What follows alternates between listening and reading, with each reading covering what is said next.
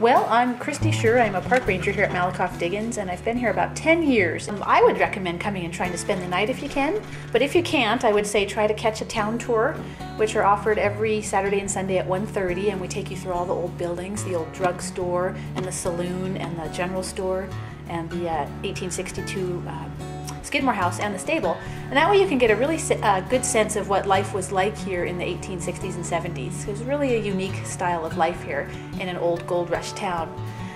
You might want to take a swim in the Blair Lake if it's summertime and it's hot. You definitely want to see the Diggins, and if it's not the middle of July, you might want to hike the Diggins Loop Trail, which is a 3-mile loop that takes you through along the perimeter of the entire Diggins. And then you can really see firsthand what the hydraulic mining did to the environment, as well as see some of the old equipment laying around here and there. And you can also see firsthand the amount of erosion that's occurring there from year to year. It really is pretty dramatic. And then if you have enough time, I would suggest hiking the South Yuba River Trail, or I'm sorry, the Humbug Creek Trail down to the South Yuba River Trail to the South Yuba River and back. Hydraulic mining was invented in Nevada City, California, so there's no record in history of any other culture or civilization using the hydraulic mining method until the early 1850s in Nevada City, California. A lot of recreational opportunities up here at Malakoff Diggins. The park is about 4,000 acres of mixed conifer and oak woodland, and we have a couple of mountain bike trails, single-track mountain bike trails. We have areas where you can ride a horse.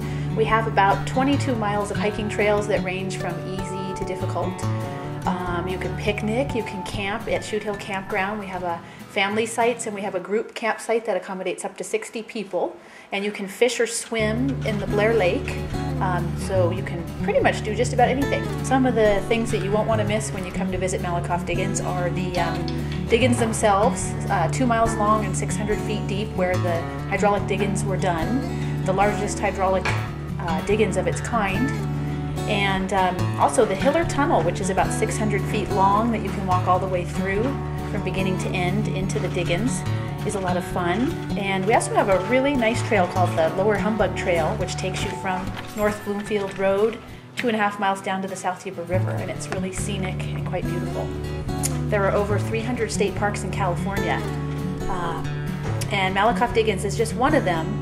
But each California state park tells a really important piece of our history.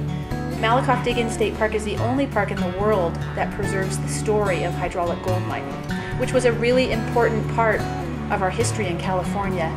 It led to a lot of important developments in California, both economically and agriculturally, and the California Gold Rush caused the largest mass migration of humans in history. So the California Gold Rush is a really significant event worldwide, and Malakoff Diggins State Park is a really significant part of that significant event. If funding for California state parks disappears, we stand to lose some really important key parts of these important stories. People might not be able to have the opportunity to learn about these stories and find out how these stories relate to them and why they're so significant. So I would urge everyone to contact their legislatures, legislative representatives, and tell them how important their state parks are to them.